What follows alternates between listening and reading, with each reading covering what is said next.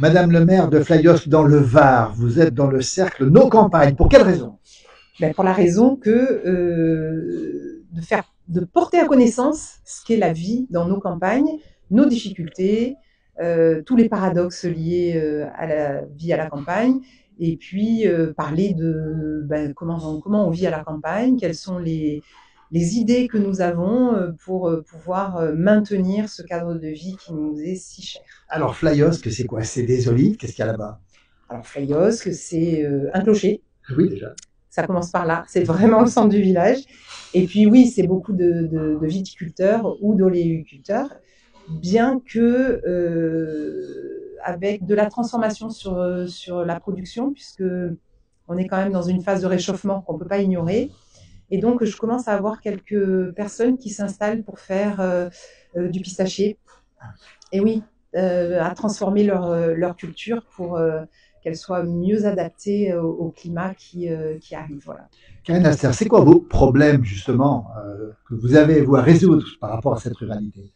Alors, je ne sais pas si on peut parler de problèmes, mais en tout cas, c'est comment on arrive à faire vivre ensemble des fois des personnes avec des perspectives, alors je ne dirais pas différentes ou opposées, ça ne serait pas juste, parce que chacun arrive avec son mode de vie, et comment on arrive aussi à préserver notre culture, nos traditions, notre patrimoine, faire connaître notre histoire, qui en font des particularités et qui ont un impact du coup sur nos modes de vie. Je pourrais prendre l'exemple de l'eau, par exemple. Alors, ça n'est pas une nouveauté, hein, Pagnol en a parlé avant nous. Hein, voilà, on a des films célèbres qui évoquent ces tensions liées à l'usage de l'eau, mais qui vont être de plus en plus vraies, liées encore une fois au réchauffement de la planète.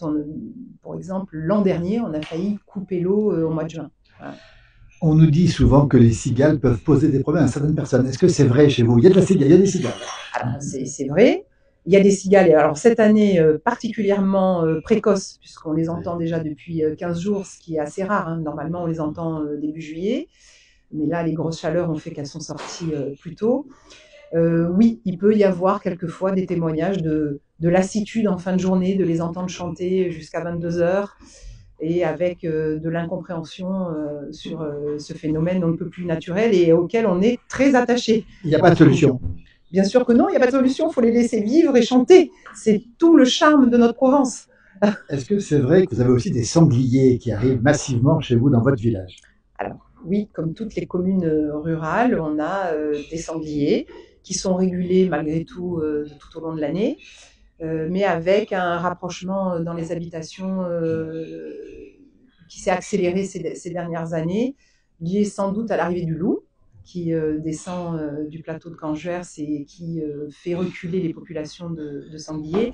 Et avec tous les conflits liés à la présence du sanglier, que ce soit dans la destruction des jardins, je dirais presque moindre mal, même si j'entends que pour les propriétaires de jardins, c'est compliqué, mais jusqu'à des possibles mises en danger sur la circulation routière ou autre. Oui. Qui régule les chasseurs?